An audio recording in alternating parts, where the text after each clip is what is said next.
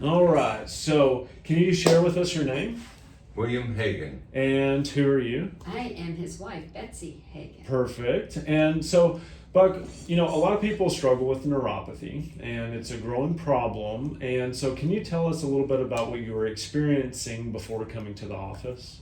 Well, I had a little bit of neuropathy in my right toe, Mm-hmm.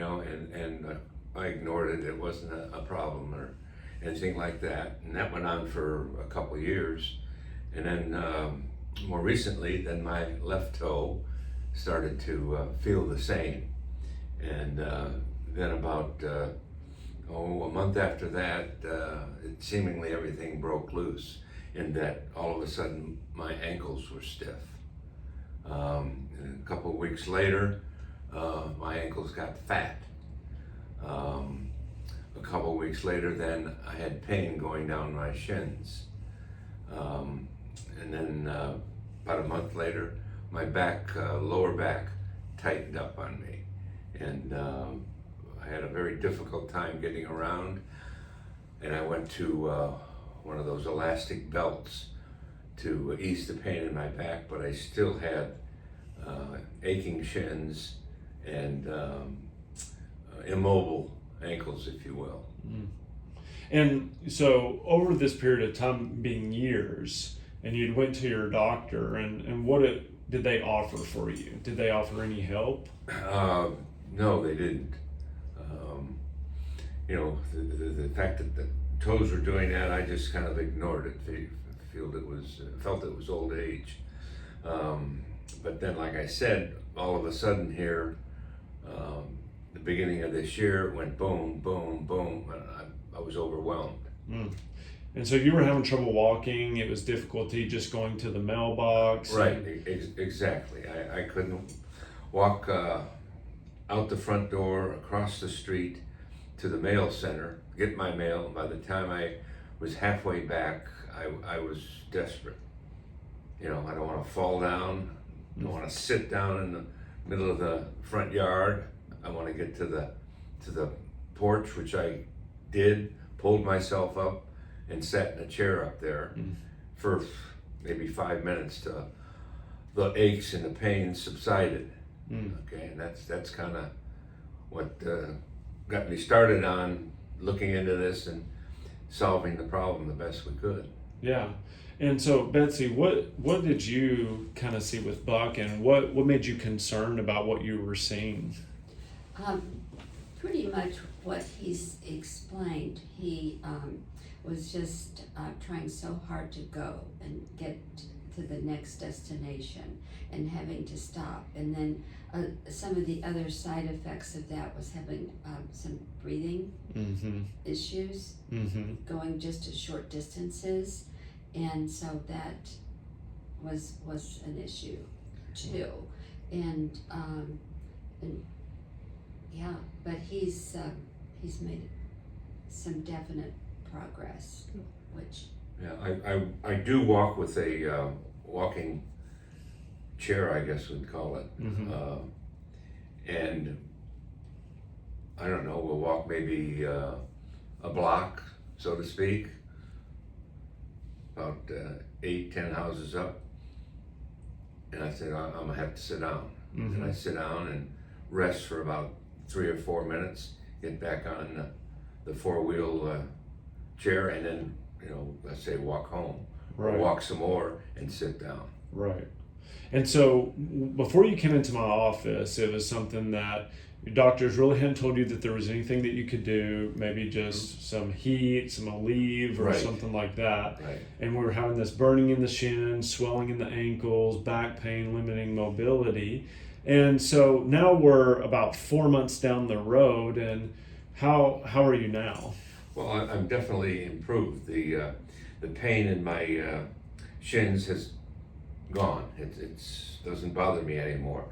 My ankles aren't swollen, and there is some stiffness still in my ankles, and the numbness in my toes maybe has increased a little bit. And my back is not a sharp pain. It's just kind of a dull pain, and gives you the sense that muscles are cramping, which can shut you down pretty good. Right. But now you're able to actually walk to the mailbox and back, and Yes. you don't have to. No problem. Walk around the apartment with no problem at all. Any short distances, not a problem.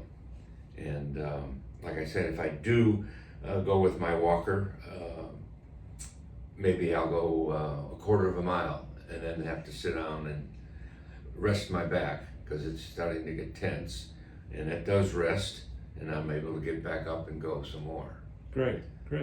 And then, Betsy, what have you seen over the last 4 months that Buck has been coming to the office? Well, number one, I'm seeing energy. That is something he just was sleeping all the time, and I know it was a downer for him. So I think there, was some maybe depression, and he's now much brighter with his attitude, and just wanting to do more things. So that, and it's been definitely progress. Good. And so we're really pleased with that. Okay.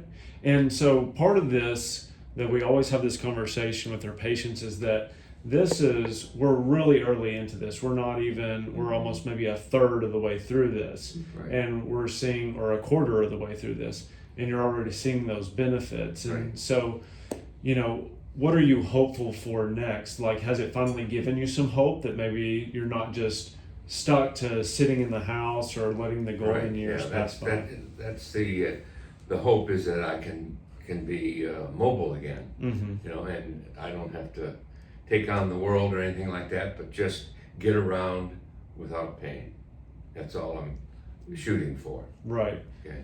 And for somebody who's watching this and maybe they have a hesitation, or they've been told that they just need to learn to live with it, or they've just been given another medication or told to take more medication, what's the one thing that, if you were in their position, like going back, that you would want to hear from somebody that's had success with this?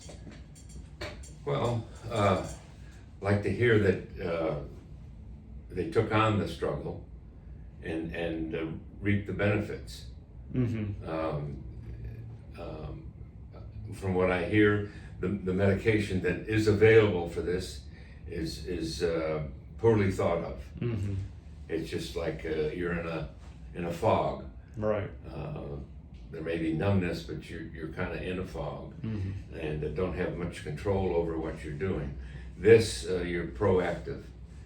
You get to, in a sense, exercise your way out of it. Okay, and doing anything that it needs to be done, exercise-wise, to get yourself to feel better, even if it's changing your diet. Right. Right. Things of that nature. Got it. And two, I think some of the most things that have been really important is to say that this is team work. He's not by himself. Right. And to know that at any point in time, you're there for him. And that has been for both of us, and that has been just the best, because we know it's a journey, and that we have somebody to go with us. Yeah. And so for somebody who's a spouse of somebody who's been going through this, and we know that it not only just impacts Buck, but it impacts you as well. And so what would you say to some, like a spouse that maybe is watching this for their significant other? What would you tell them? The main thing is that what I've seen is hope that he has come away from. He doesn't have to stay where he was. And for a spouse, I want to be there with him, but to be on the real honest side, sometimes that can get exhausting. Of course. And but when I start to see where he's come from and going, it makes all of that so worthwhile. Perfect. Well, thank you. And I'd add to that, if she knows what my regime is, she can be a reminder. I can get lost into this or that. There's a ball game on, Mhm. things of that nature, and she can, just nudge me a Yeah. little bit. Yeah. How did the exercise go today? Right. Right. And So she's kind of those guiding rails for you, so you don't veer off the the path. coach, Right. like Yeah. the coach. Good. Yeah. Good. Perfect. Yeah.